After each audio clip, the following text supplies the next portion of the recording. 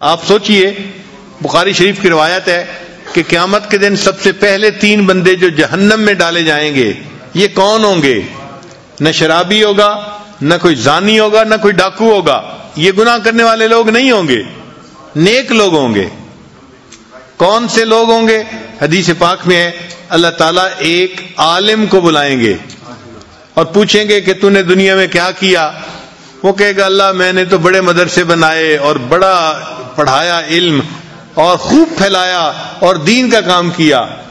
اللہ تعالیٰ فرمائیں گے تو یہ سب اس لیے کرتا تھا کہ لوگ تجھے بڑا عالم سمجھیں. فقد قیل، تجھے لوگوں نے بڑا عالم کہہ دیا لہذا یہ ووچر پے آف ہو گیا، میرے پاس کچھ بھی نہیں ہے. پھر دوسرا آئے گا، وہ تاجر ہوگا. اللہ پوچھیں گے بھائی کیا کیا؟ یا اللہ میں نے تو اتنے مدارس بنائے اور اتنا یہ کیا اور اتنا وہ کیا. سخی بندہ ہوگا. اللہ فرمائیں گے تو اس لیے کرتا تھا کہ تجھے بڑا سخی کہا جائے. فقط قیل، تجھے بھی کہہ دیا گیا میرے پاس کچھ نہیں ہے اس کا اجر. پھر تیسرا بندہ مجاہد ہوگا. میرے بندے کیا کیا؟ اے اللہ میں نے تو اپنی جان قربان کر دی تھی آپ کے دین کے لیے. اللہ فرمائیں گے تو اس لیے جو ہے وہ لڑا کہ لوگ تجھے بڑا بہادر کہیں اور لوگوں نے تجھے بہادر کہہ دیا اس لیے میرے پاس اب تمہارے لیے کچھ نہیں ہے.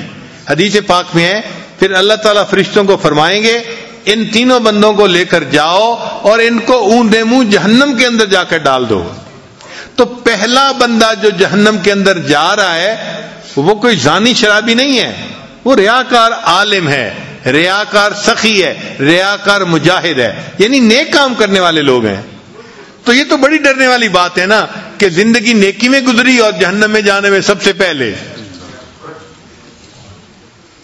اس سے ہمیں بہت ڈرنا چاہیے اور اپنے اعمال پر نظر رکھنی چاہیے اور نیت کو بار بار ایڈجسٹ کرتے رہنا چاہیے کہ ہم کس کے لیے کر رہے ہیں.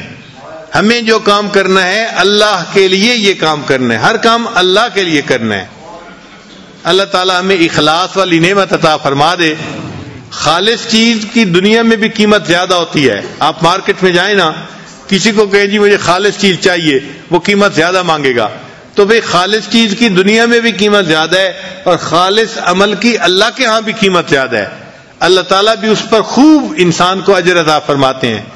اللہ تعالیٰ ہمیں اخلاص والی زندگی گزارنے کی توفیق عطا فرمائے. وآخر دعوانا ان الحمد للہ رب العالمین.